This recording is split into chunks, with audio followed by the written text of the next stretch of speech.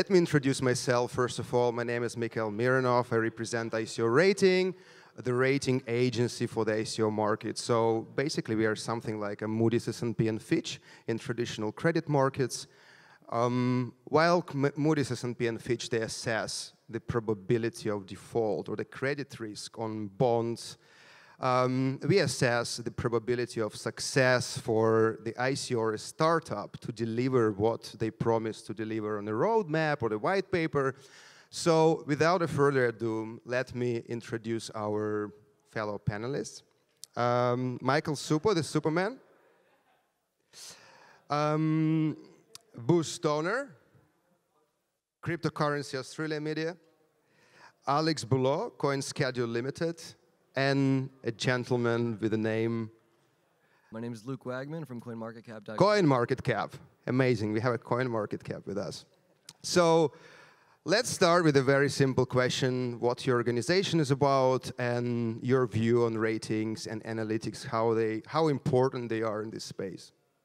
Should I start? Yeah. All right. So yes, I'm Alex Buelau. I'm a co-founder and CEO of Coinschedule.com. We are an ICO listing website. We've been around since 2016, at a time where we would commemorate when we got one ICO to list because there was nothing happening. And then now the problem is completely opposite. There's too many ICOs, and we are kind of struggling to find the best way to deal with all of the traffic and all the emails and everything. I've been in this industry for a long time. We were having a chat just before we entered the room. I was mining Bitcoin in 2013. I created a bunch of tools, Block Explorer and online wallets and things like this. And then I founded Coinschedule in 2016. And the one thing I'll say is we take a different approach from my colleague there in ICO Rating, because we don't really try and determine the probability of success of projects. We try and focus more on trying to understand who's behind the project. So it's a lot to do with KYC and trying to see who are the team members, what's the company issuing the ICO, and so on.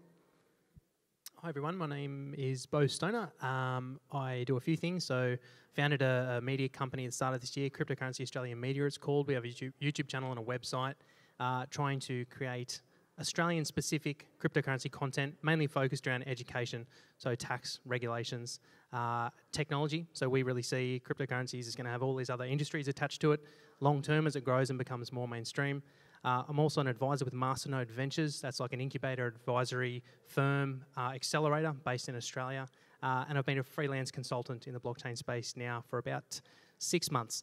Regarding the importance of ICO ratings, yeah, I think they are important. I think it's important for people to have information out there that will save them time, but they also need to be aware that there's multiple sources, to check multiple sources, and to I guess, educate them with as much information as possible. So yeah, I absolutely do think they're important. Hey everyone, I'm Suppoman. Michael Suppo. I run a cryptocurrency YouTube channel and am a teacher of cryptocurrency courses. And so I've got 150,000 subscribers, and I think that the importance of metrics has probably become more important to me since January, because ICOs are like the juiciest cryptocurrencies to get involved in, right? New projects and ICOs. That's where the appetite has been, and really to be able to determine what is the potential for multipliers with ICOs and cryptocurrencies is to look at the token metrics and look at the token metrics of the ICO versus its most like-for-like competitor that's done well. That's like the most simplistic way, but it is certainly the way that most people, when they're assessing an ICO opportunity, will look at an ICO. So it's very important to me. At the same time, there are some websites, like ICO websites, like ICO listing websites that do this whole rating thing. I guess with my channel, I try and encourage people to do their own research, develop their own kind of scoring system, and not necessarily, because the thing is that in cryptocurrency it's very subjective. What one person thinks is gold, another person thinks is garbage. So it's very important that people make their own decisions, but metrics are very important. We'd love to know the multipliers, I guess, and the whole audience here. You tell us later, yeah. Or just join my channel. Simple. Subscribe. Luke? Yeah, I'm Luke from CoinMarketCap.com, and we have our mission has always been to present the relative sizes of cryptocurrencies as well as give a broad overview of the cryptocurrency markets in an easily digestible manner. We at this time we don't really do any ICO ratings specifically, but our goal is to always overprovide our consumers of information, overprovide them with information so they can make the best decisions. Great, thank you guys. So actually there are a couple of questions already available in this brochure, so we start from them, those ones. What do you guys use actually, what your metrics are when you assess, when you look at the ICO, you know, the probability of the success for them? And as an investment tool, what's your methodology, what's your metrics that you think is important? I'll start. Market cap, as I think I've just said, is kind of like the data point. So it's like, you know, team. So I look at a various number of factors when I'm assessing a cryptocurrency. It's not all just about the market cap. You know, let's say let's say there's an Ethereum competitor, right? And they have a market cap, an initial market cap of, I don't know, 140 million, right? Now, to become Ethereum size, that's a potential multiplier of, I think, 1,000 to be the size of Ethereum, right? So you can't just think, oh, okay, just because that's an Ethereum competitor that's got a low market cap, it can make me 1,000 times gain. But the market cap is like the opportunity, is just kind of presents the potential for multipliers, but you've got to look at the other stuff. The team, the ability for the team to actually implement the vision. And the vision is really like one of the most important things in my opinion. And then the token metrics really are the last thing I look at to make sure that the opportunity is a worthwhile opportunity. I think, you know, to me, the first question is, what does success mean, right? Are we talking about whether the ICO is going to raise the amount that they want to raise, or are we talking about whether they're going to deliver the product a couple of years later? I think that's where people should start, right? Because if you only think about how many multipliers you're going to make in the ICO, that's kind of fueling this hype, which may not be so useful for the entire industry going forward. So in terms of when I buy into ICOs, what I look for is pretty much, I agree with you, it's the team, and the risk is to me, it's more on the execution rather than, you know, the vision. Because a lot of these projects, you look at them, like, if someone read the Bitcoin white paper back in 2008, would they have invested? I think most people wouldn't, because people would think that's a crazy idea, right? And yet, here we are. But to me, it's always, you know, looking at the team. Who are they? You know, are they real people? So, big question. You know, we spend a lot of effort in this. We do KYC with all the people in the team, and we do it for free for all the ICOs because that's a very, very important piece of information. What's the company issuing the ICO? Are they legit? Once we know that people are legit and that the project is not being run as a scam, then okay, look into what are they actually proposing to do, and maybe look at comparisons with other similar projects out there. But I think it always starts with the team and who are they? Are they for real or not? Yeah, some good points there, and I guess to expand on that, we don't really do ICO reviews, but what we have done in the past is apply traditional business analysis methodologies to crypto platforms. So one thing we did is we didn't come up with it, we used a SWOT review, that's strengths, weaknesses, opportunities, and threats, because it provides a good overall foundation to analyze a business concept. It doesn't have to be cryptocurrency, that's why it applies well to cryptocurrencies, because it actually brings in the business, it brings in the company, the ability of the team, and all these different measures. So it's qualitative, not quantitative.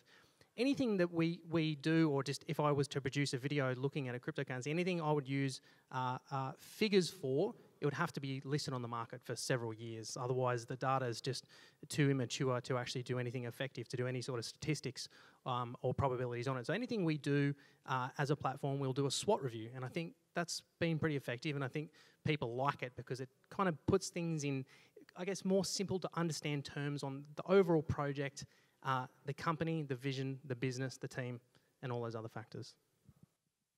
I think retroactively, like we can look at ROI for ICOs to kind of identify things that are successful.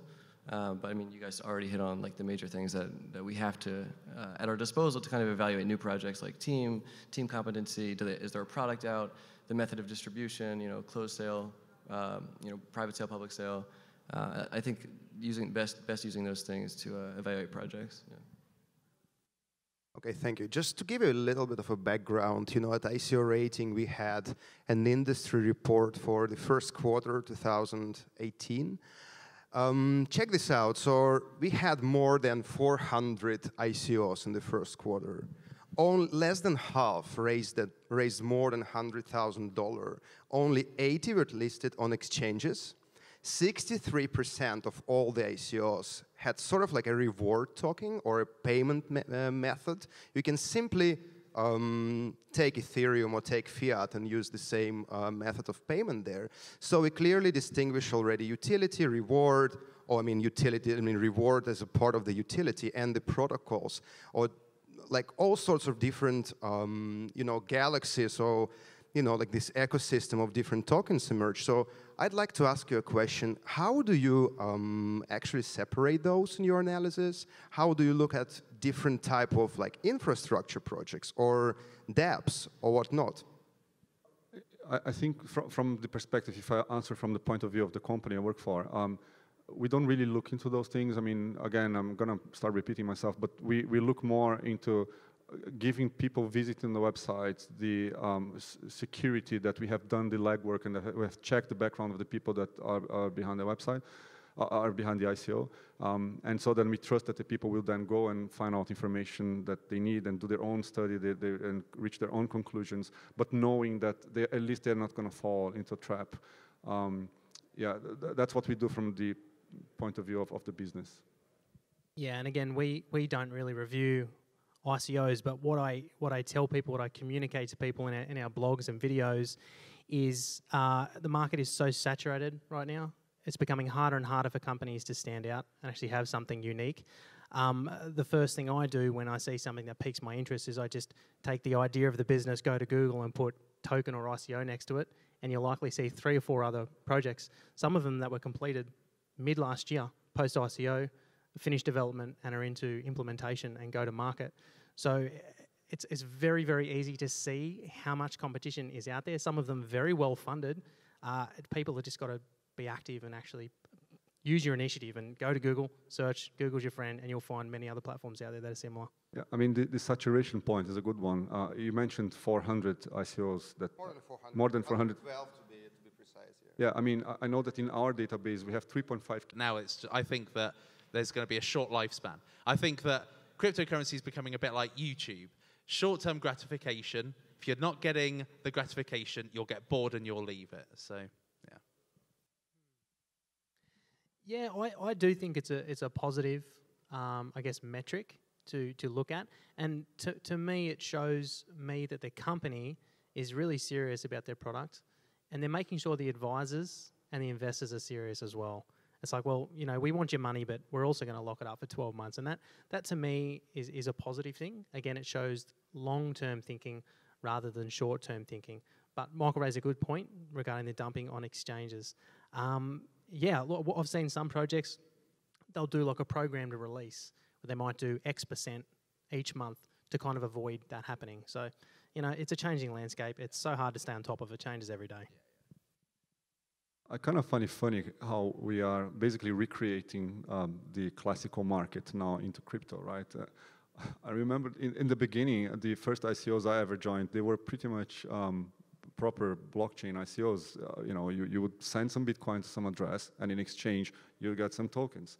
And now it seems like all we're doing is kind of classical investment, but putting the word blockchain in front of it. And all the same problems that always happened before are happening again. And it's kind of frustrating. But yeah, I guess it's a good metric. Definitely important metric to consider, like as it relates to market capitalization and how it could change over time, for sure. Right, so thank you so much for this one. Another point, actually, working with so many different crypto funds, you notice a lot of retail investors, they look at the hard cap, whereas, you know, professional investors, they prefer to look at the total valuation.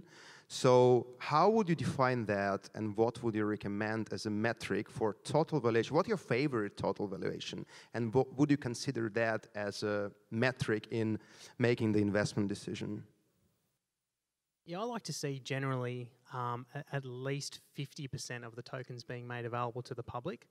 I see the less that is, the higher risk there is, because the company's got massive holdings, and you just don't. I mean, they might have certain amounts in reserve for, you know, incentivizing the marketplace or doing this or doing that. But the more that's made available in the public, the more it's dispersed, right? The more it's distributed, and that to me is a lower risk metric for me for investing. Yeah. Say hard cap versus the total valuation, would you consider it as a metric? Yeah. And what's your favorite one? What do you think is like, you know, the best valuation you can look at for dApps or for infrastructure, so to say? Well, I mean, it differs on a case-by-case basis. I mean, some, you know, the hard cap is the one I look at. That's how I assess the ability to make, you know, profits on crypto. You look short-term, basically. In a horizon list on the Binance, and then... No, not necessarily. I mean, the hard cap is like the starting valuation, yeah? Obviously, over time, that has the potential to be devalued as they release more tokens. But, you know, until that point, there could be, you know, the market cap could go up astronomically, and you could make a good medium, well, short and medium term. And over the long term, if it's a really promising project, if you're willing to hold on to it for a few years, then I don't think that unless it's like billions and billions are going to be added to the circulating supply, that it's going to diminish the overall prospect. Yeah, I mean, so you mean the difference between the hard cap and the evaluation in terms of whether the project's successful or not, or? Yeah, say they release 50% of the token, it's 15 million, then the total valuation comes 30, and quite a number. Excuse me. Most of the institutional investors would look at the total amount of token and basically multiply it. You know, collect, you know, the hard cap and use the same. That's fine. Yeah, but I know, so CoinMarketCap does not do that, right? What CoinMarketCap does is you take the circulating supply and multiply by the price. Right, so it's like the best idea of like what's in the hands of the public, right? So like when simply unlocking tokens doesn't necessarily mean they're in circulation, but once they are used for something, or, you know, say there's a huge private allocation to somebody, right? We wouldn't consider those as circulating until those coins are used for something or allocated for, you know, something else. Yeah. Yeah, because basically, if a project sells, say, you know, 1,000 tokens for $1 each, and they raised $1,000, and then the market cap should start at $1,000, because that is how much the token cost. You know, even if they had 2,000 tokens and you know, 1,000 of them got locked in, what matters is how much they sold versus the price. I think it's important to look at, you know, the hard cap, total cap, and circulating supply. You know what I mean? You really have to consider everything, especially with respect to ICOs. All right, thank you. So the last question before we move on to the audience. So which sources you recommend investors to look at? The one you like, you rely on, except your own YouTube channels, obviously. Multiple. Look at everything. I mean, when we do reviews, it's like, here's the information, but I always say this is based on my interpretation. So I'm doing the best I can with what I know. But for sure, go and critique me. Go and look at everyone else. Go and do as much as you can. But to be honest, in my experience, one of the best sites I have seen for ratings has been ICORating.com. I think they're very smart people doing... Oh, thank you. We didn't pay for the promo, actually. No, you didn't. No, genuinely, I've found consistently over the past several months that they're really, really good. But go and get as many sources of information as you can. That's absolutely the best way to go. Yeah, what I would like to say to people is, in an ideal world, go to Coinschedule, make sure that the token is legit, that people are real, that there's no fake advisor or fake partnerships with anyone. And once you've done that, then check as many resources as you can. Check YouTube channels. Read the white paper, please. Check their website. The more information you can check, the better for you. Yeah, it's important to note that the market capitalization, value model that we all pay really close attention to isn't, the entire picture, right? There's so much more. There's development activity that you could, pay attention to, traffic trends, on-chain activity. You really should consider everything, when making decisions. Yeah. I would say that the sites I use are CoinMarketCap. Did used to use Coinschedule. I would still recommend using Coinschedule because ICO Drops doesn't have everything, but ICO Drops is the other one. Like it used to be Coinschedule. Now ICO Drops is just like the #1 somehow. I'd look at white papers, I'd look at websites, and then I'd cross-check it with what people are saying in the market about them. Just do really detailed due diligence is what I would say. Like there's so many people that get so hyped up about an opportunity that they can't bear to see the negatives. And there are, believe me, lots of negatives out there to be found. So yeah, so just research. Luckily, I've got people that research for me. but I mean, but carrying out as much research as you can is pivotal. But those are the sites I use. Do your own homework then. That's the advice. Okay, before we move to the audience, remember the best investment in the ICO is your own ICO. So, who's got questions? Hi, I'd like to ask about the cost of ratings, and there may be different prices from different rating agencies, but if you could comment on that. Yeah, I can comment. So first thing is, Coinschedule, we don't really see ourselves as a rating as such. We do have a score, but that score is totally based on factual, verifiable information, such as KYC, so know your customer, documentation about the issuing company behind the ICO, and so on. In terms of cost, the story is, it used to be free for us. And what happened back 2 years ago was we started to get a lot of spam because people realized, oh, I can do an ICO and put my project like 10 times in Coinschedule, and then I get more real estate, right? And so we started to charge a small fee from people, and then I think because ICOs are raising so much money, people thought, oh, okay, I paid the fee, that's fine. I can still, pay for 10 times and get my project out there. So now we introduced different tiers. So there's what we call the platinum, then gold, then silver, and so on. And the prices go from the most cheap one, which is 0.05 Bitcoin, which is just to get it listed, all the way to about 10 Bitcoin for the premium position. I mean, I can tell you from the perspective of ICO rating, you can get listed for free with us, and then we're going to calculate two scores, the hype and the risk. And basically, it's pretty much what the guy said. Hype and risk is going to give you an indication for the ICO to raise funds, actually, to reach at least the soft cap. So the higher the hype and the lower the risk, that's actually the indication that they can raise funds. And then we have a couple of different products. One is a basic review. We have the investment rating, and that's the flagship product we have that's being used by institutional, home offices, retail, and the price varies actually for all the products, say from $5,000 to $17,000. Any more questions? Thanks. Are there any rating sites that you guys have seen that you found to be unreliable or inconsistent that you would recommend people maybe questioning a little bit before they just take it for what it is? I would just say one thing. I'm not a big fan of open reviews, let's say, when you can just get anyone from the internet to register and then start reviewing. Because to me, I mean, if you give a review, if you go to a restaurant or if you go to a hotel and then you come back and say, the food is great, that's fine because you ate the food, or the room in the hotel was dirty, fine, because you stayed in the hotel. Now, to think that people can just rate ICOs based on publicly available information, to me that sounds a little bit like asking for someone to rate a hotel based on the pictures that the hotel themselves put online.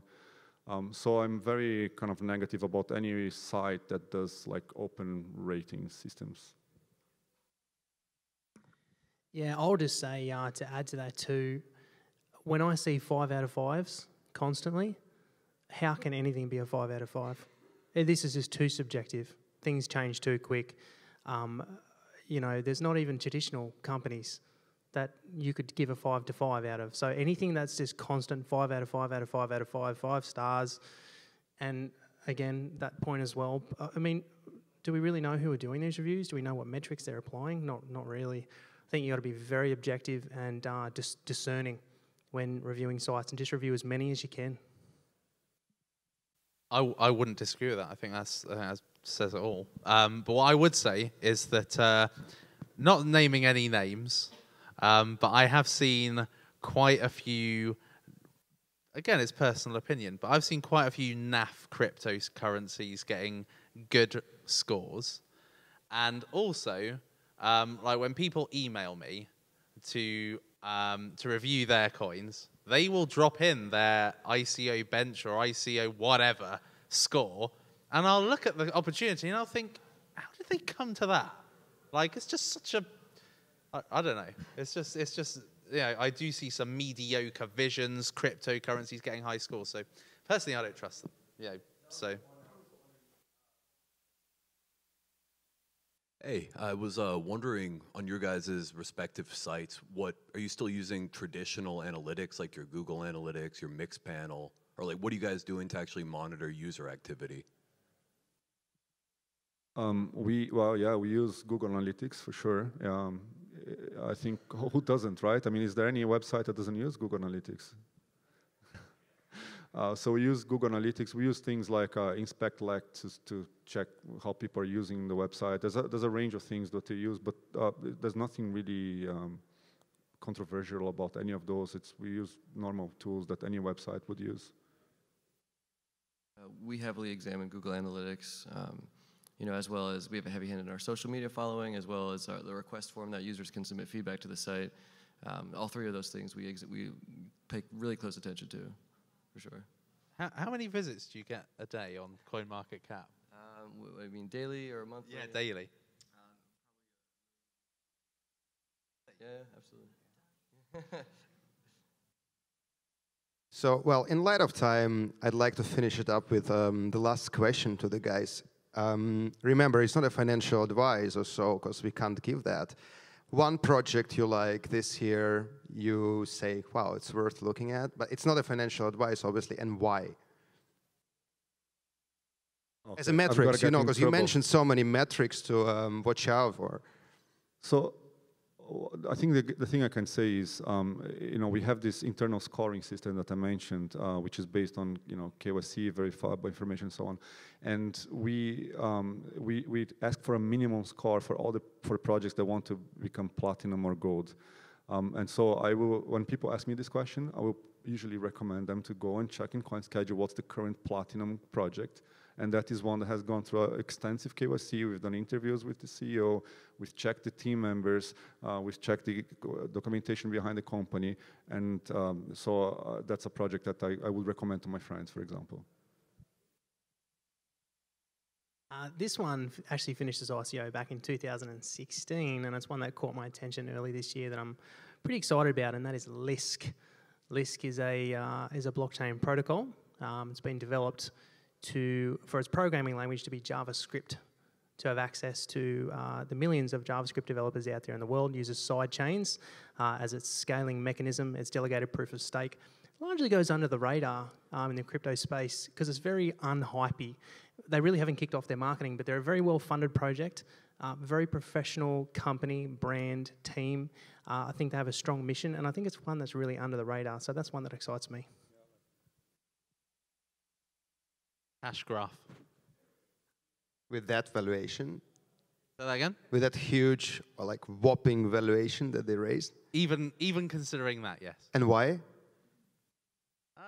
Well, because whenever a non blockchain infrastructure comes out, it tends to do quite well.